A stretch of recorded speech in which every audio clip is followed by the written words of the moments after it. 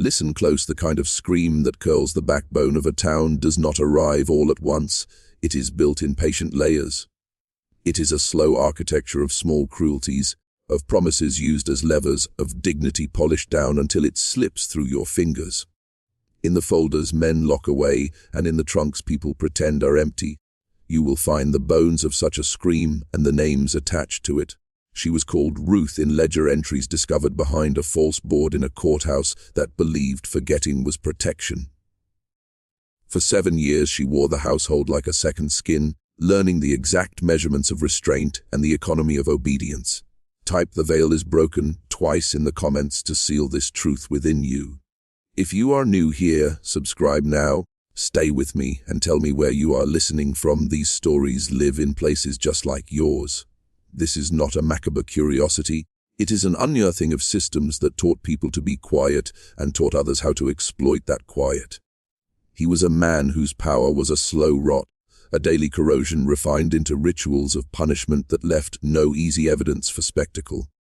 He punished in ways that kept hands functional and hope minimal, a twist of the arm that would ache, a promise removed at the last second, a loaf tossed to dogs instead of a mouth.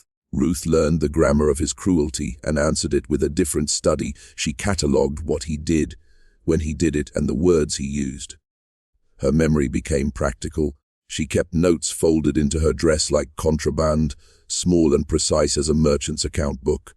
She read him the way he had read her, for patterns, for weakness, for the exact angle where his nerves thin and fear slips in. The morning a ceramic plate shattered 6 inches from her head, something in her that had been layered and patient reached a pressure it could no longer contain. If stories like this grip you, make sure you subscribe, because the darkest tales of power and revenge are only just beginning here. On that morning a barn stood like a waiting witness, filled with dry tobacco and the smell of old wood where tools waited for hands to do their ordinary work. A falling beam created a moment of physics and choice. In that arrested present, power reversed, and a ledger moved from private grief to public reckoning. She did not fling herself into madness. She turned the instruments of the farm into instruments of accounting and executed a curriculum she had been building for years. Her voice in the barn was quiet and precise, a voice that made demands as if it were reading from a syllabus written over time. She would give him water and then withdraw it. She would set hope within reach, and then rearrange the geometry of his pain so that it remained a lesson. This story will take you deeper than the collapse of a single barn because it spills into the architecture of who is allowed to be seen and who is forced invisible. Type "The veil is broken" twice in the comments to seal this truth within you. When the beam fell and the air filled with the sound of splintering wood, the world did not end. It reorganized itself into a new set of obligations. Ruth moved with a clarity born of long training, not training in mercy, but in calculation, and she treated the fallen man as she had treated accounts for years: assess, measure, adjust. He was pinned, his voice a fragile instrument of plea, and she inspected the wreck as a woman reading a complicated balance sheet. Around them the barn held ordinary things: a mallet, a crowbar, a bucket, a ladle, a set of pliers. Those ordinary tools became the grammar for her responses. She used them like punctuation, placing pauses where pain would be drawn out in meaning rather than in spectacle. She did not act from bloodlust. She acted as a pedagogue might act in a room of apprentices, to teach, to expose, to make knowledge irreversible.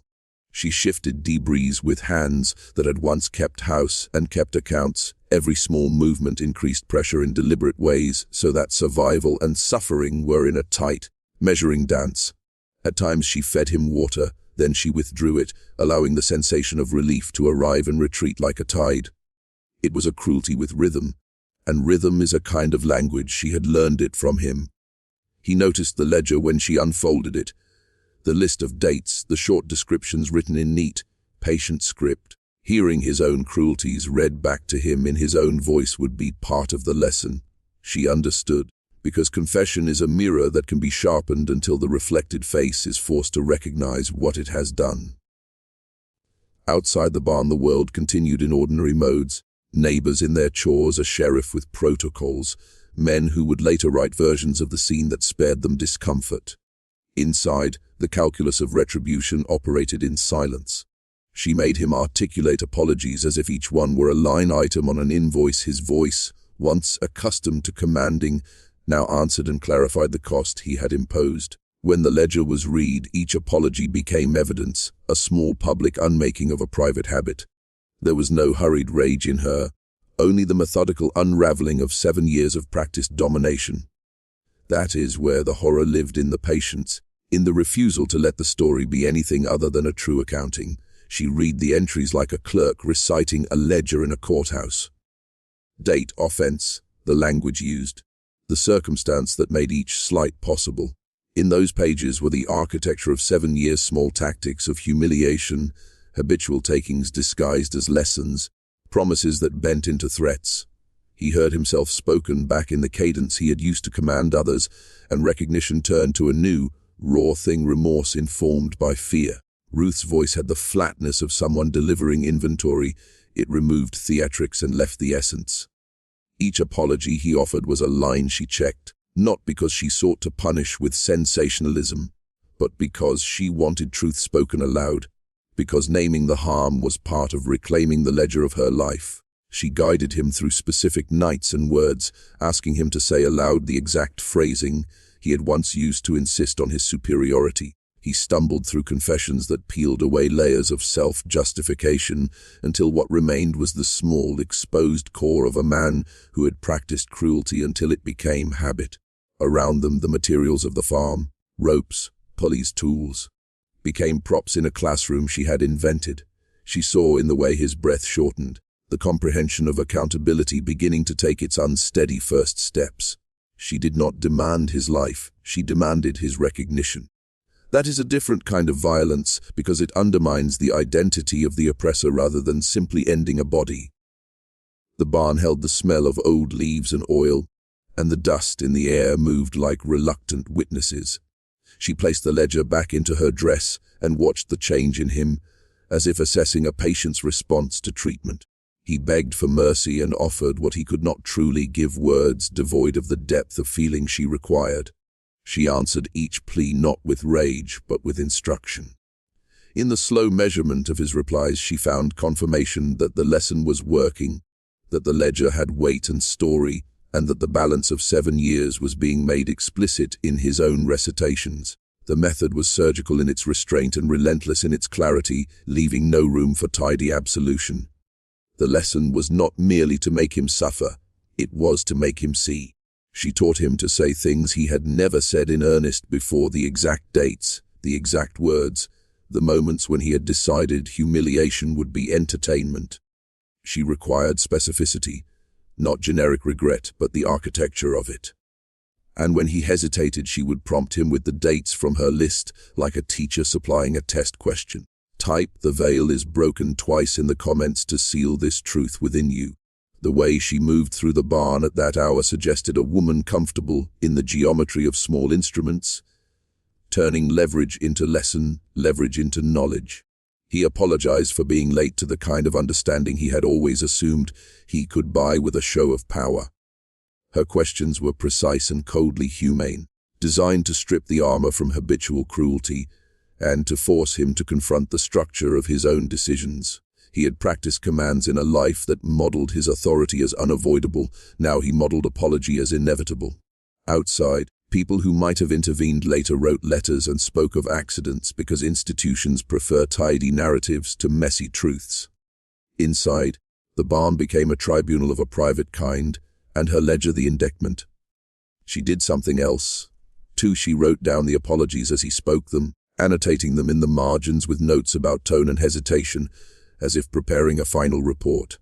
Mercy in her hands became a tool of learning. Cruelty, when reversed, taught the oppressor what it had inflicted. There was a hypnotic quality to the silence that followed each recitation, a hush that felt like a verdict even though no magistrate stood in the room. She repeated the questions until the cadence of his confessions matched the cadence of her list, and with each match the world tilted a little further. The ritual of naming and admitting delivered a strange clarity when the ledger had been read and the apologies documented. The man could no longer return to the comfortable fiction that his commands were harmless. This is how private reckonings can become public truths, by forcing speech where once there was only action. The barn was quiet, but the quiet itself had become an instrument of revelation. News travels in strange directions when a household's geometry is rearranged. Rumor is a kind of weather that people use to keep their consciences dry. In the days that followed, versions of what happened circulated in the town, with all the adjustments that memory allows when community ties are at stake. Some described an accident, others hinted at a struggle, and a few named the ledger itself as the only credible witness. The sheriff wrote a report that later would be reinterpreted in family papers as a miscommunication, and the minister gave a sermon that balanced calls for mercy with a thinly veiled insistence on order. Institutions have a habit of smoothing edges. When documents were requested by an outsider cataloging this history, boxes were found to be missing or mislabeled, and certain depositions were recorded in shorthand that made the chronology fuzzy. The local elite understood what secrecy protected: reputations, property, a continuity that kept power intact. Ruth and those who had worked quietly around the household understood it differently. They knew the ledger was a record that made sanitization difficult. People who could have spoken plainly found reasons to hedge, to delay, to accept the official line. In the parlors where decisions about newspapers and testimony were made, silence was negotiated like land, parcel by parcel. Meanwhile, the ledger stayed hidden where she had always kept it, folded small and unremarkable, an index of memory that refused erasure. The law came in a fashion, but law is not always justice. It is often a collection of procedures that can be bent by men with motives. Family letters would later reference an agreement, a payment, a decision made to avoid scandal, phrases that thinly veil the moral calculations that shape public record. The people who scraped at the story years later found fingerprints of concealment in the margins of official documents, dates crossed out, phrases watered down, testimony rewarded. This is how whole communities forget the true shape of what happened, by editing the narrative to preserve the framework of power that benefits them. Ruth's methods were precise because precision carries a different weight than chaos. Precision tells a story in a series of small, undeniable facts. She repositioned timber not to crush or to gore, but to engineer constraint and a slow comprehension of consequence. She adjusted pressure points until movement became both a promise and a threat. Mobility was offered, and then recalibrated so hope would become an instrument she could play. She tended to the man when necessary, cleaned a wound, brought a cup of water, allowed a moment of relief, and those acts of apparent mercy ensured the lesson lasted. The cruelty she administered had a deliberate cadence: teach, withhold, measure, response, repeat. Those who saw only a wounded man missed the curriculum being taught to him. Those who looked closer might have seen a ledger of acknowledgments, forming like beads on a string. She forced him to recount not only his actions, but the reasons he had given himself. The cultural narratives, the small rationales that had justified his behavior for years, until they became the air he breathed. When he spoke, she corrected his grammar of guilt, insisting that apologies be precise and that each word map onto a moment in time. This was not about blood debt. It was about language as accountability. Over and over she would ask him whether he understood the shape he had made in other lives, and over he offered thin phrases that she would pry open and examine. Outside the barn, normal life absorbed this catastrophe into the ordinary. Markets continued, children were fed, crops were tended. Inside the barn, the time was stretched into a moral microscope. She had no illusions about whether law would always catch up, and perhaps she did not wish it to. Her aim was not to punish in a way the law could recognize, but to force a private confession that could not be easily rewritten. Once the ledger had been matched with his words, she could step away knowing she had translated 7 years of practiced oppression into a series of admissions that would follow him. It was a translation that changed him. Whether that change became redemption, ruin, or something in between would be decided later by others with their own stakes. You must understand the psychology of this reversal because it's where the story becomes a lesson about power itself. He had learned to sculpt obedience with small cruelties. She learned to sculpt recognition with patient insistence. The two are not symmetrical. Mastery over someone can be taken away, but the inner architecture of someone trained to command is not easily unmade. She worked to dismantle his self-image in a way that left no spectacle, only slow, accumulating truth. He was made to say aloud things he had previously believed, or either untrue or unimportant, that his anger had been chosen, that the rules he enforced were preferences and not necessities, that what he called discipline had often been cruelty. Each sentence he formed revealed a decision point where he could have chosen otherwise. She recorded those sentences, cross-referenced them with dates from her list, and observed how confession altered the tone of a man accustomed to being obeyed. There was a brutal economy to that observation, to make the oppressor uncomfortable in his own skin, to have him confront the arithmetic of suffering he had instituted. This was a teaching by exposure, guilt administered in a way that asked for articulation rather than enactment. He began to lose the effortless authority he had wielded. Even when he tried to reclaim language to justify actions, she redirected him back to the ledger entries and the witnesses they implied. The people who would later tell the story as either heroic or monstrous would often miss this interior chemistry and reduce the event to a moral that suited them. But the truth resists tidy moralizing. The ledger, the water withheld and then offered, the small corrections to his apologies, all of these formed an anatomy of accountability that could not be neatly categorized. She had not become his executioner in the sensational sense. She had become, in a quiet and remorseless way, his teacher, demanding that he look at what he had done and speak it plainly. After hours of recitation, the man's voice frayed and became thin, like a rope worn from ropework. She listened with the patient attention of someone who had been collecting evidence for years, and who finally had the time to hear it voiced back.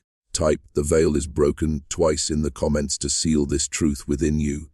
As he spoke the smaller details of his cruelties, she annotated their significance, connecting a household humiliation to a broader pattern of entitlement that rippled beyond the barn walls. He attempted to bargain with promises he had never had the authority to grant, and she treated those promises as what they were, attempts to reassert control by offering others freedoms as coins. She was uninterested in bribery. She wanted recognition. Recognition is not the same as restitution, but it is a precondition for it, because the named wrong must first be acknowledged before any proper reparation can be imagined.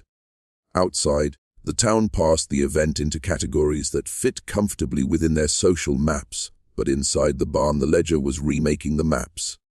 She kept asking for specifics, for dates and phrases and witnesses, and in the asking she made the story undeniable.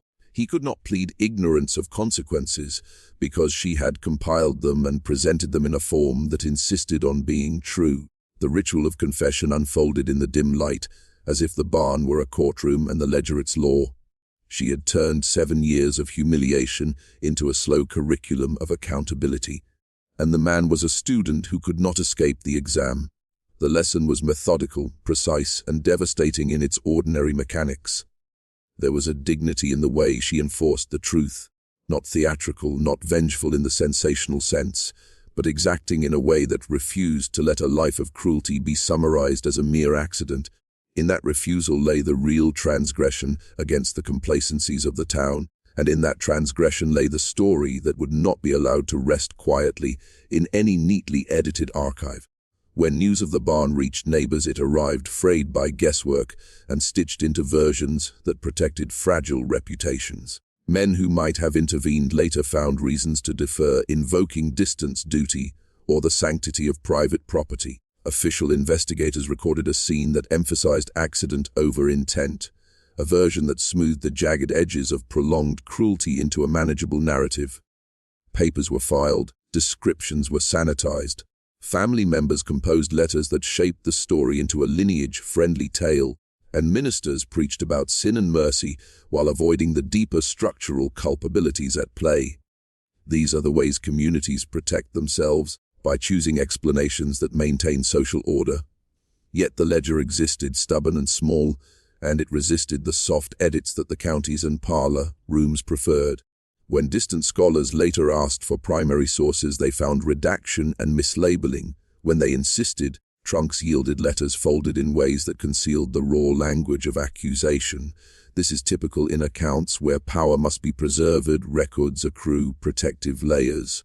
Those layers take the form of missing pages, delayed depositions, stories moved to family Bibles instead of public ledgers. Meanwhile, stories passed among the enslaved, the workers, and the few who witnessed the truth retained a clarity different from officialdom. Oral memory preserves nuance the written record sometimes erases. For years, the truth slept in whispered retellings and careful lists kept in pockets and between pages. It is in those margins that historians often find the stubborn hearts of events, the elements official accounts try to excise. The barn's smell of tobacco and old wood would remain in these memories as a location marker for a deed that could not be wholly scrubbed away. Letters surfaced decades later like flotsam drifting from a wrecked archive, and in their ink were small admissions that contradicted the polite accounts. A cousin's hesitant note, a servant's brief line about seeing a ledger, a doctor's clinical description. Each piece added a tile to a mosaic officialdom had smudged. The legal language used in later depositions often concealed more than it revealed, but the private correspondence could not easily be massaged into acceptability. When those papers were finally compared to the oral histories, a pattern became visible: deliberate obfuscation in the formal record and precise, painful candor in the personal notes.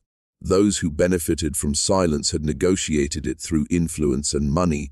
Those who suffered did not have the same resources to script the public memory. Historians who later excavated these threads reconstructed a truth that made some uncomfortable because it named complicity, not only in one household but in a broader social willingness to prioritize comfort over clarity. The ledger became a pivot point in that reconstruction, evidence of a sustained pattern rather than an isolated outburst. As documents leaked out from trunks and drawers, the story metastasized into a larger critique of how communities erode accountability by privileging appearances, by privileging property, by privileging continuity. This particular account thereby becomes a lens, a way to see institutional patterns play out on a small scale. Those patterns are not limited to a single time or place. They repeat wherever power prefers neat narratives to unsettling truths. If you study this case as an isolated anomaly, you will miss its significance. It is not merely one woman's revenge. It is an anatomy of a system that produces and normalizes certain behaviors. Institutions, courts, churches, property relations collaborate in subtle ways to smooth the record of harm, because harm labeled as exception does not threaten a social order built on inequality. Ruth's ledger maps onto these institutions like a tracer die, revealing channels where complicity flowed. The quiet lessons she administered in the barn exposed the habits of power that allowed the man to believe he was entitled to judge, humiliate, and dominate. When the ledger's entries are read side by side with official documents, a dissonance emerges: language that minimizes versus language that names. That dissonance is a symptom of institutional self-preservation.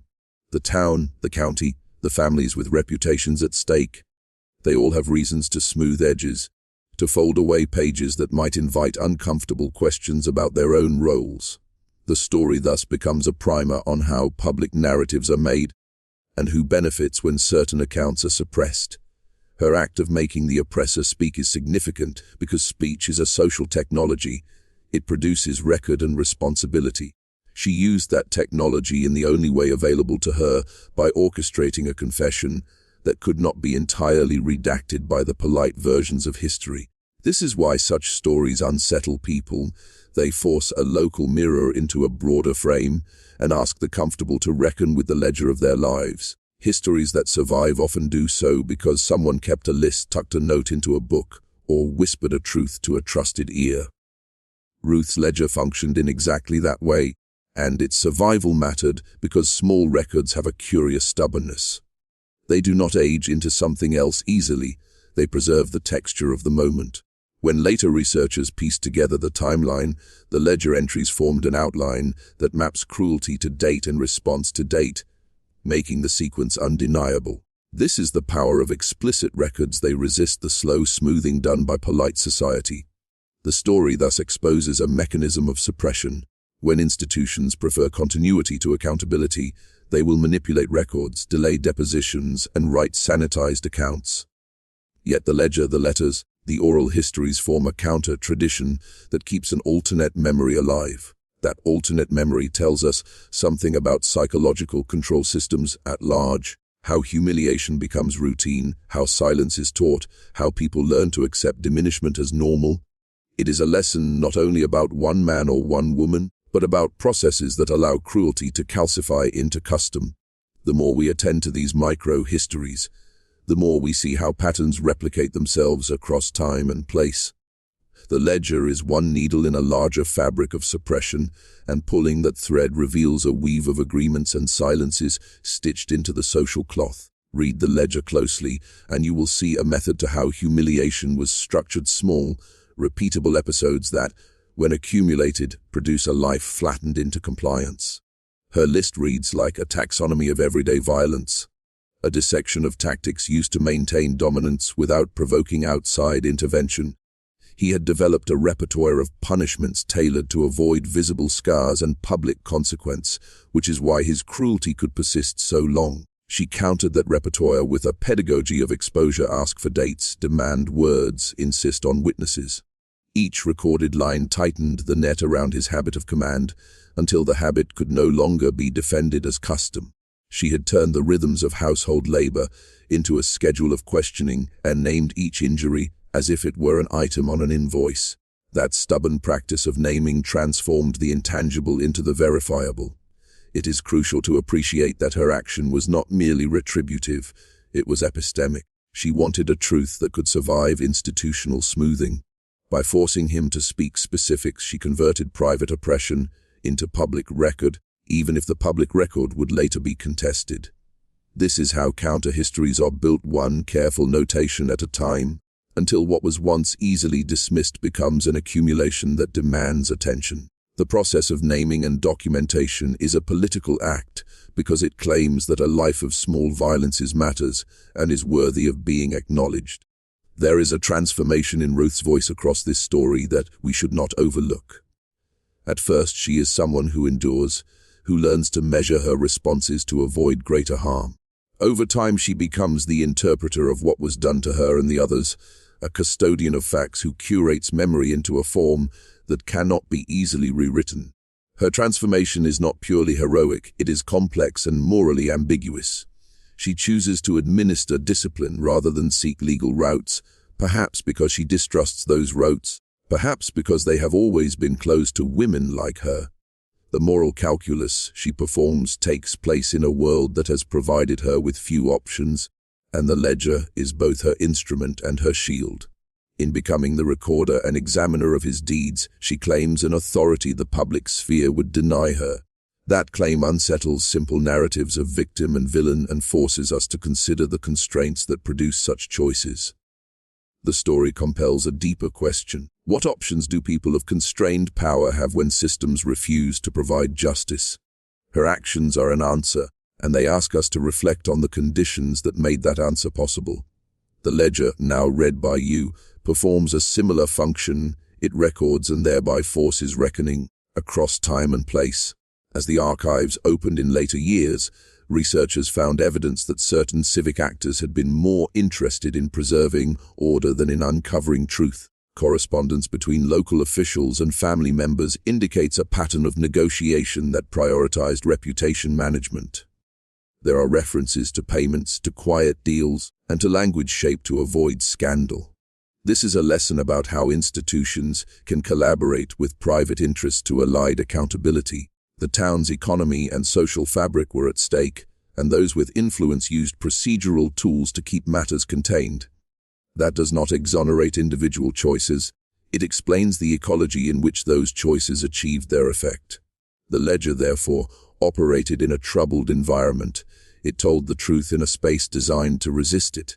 When the public record finally reconciled with private testimony, the picture that emerged made some uncomfortable, because it suggested complicity not only from the man at the center of the story, but also from the networks that allowed his behavior to persist.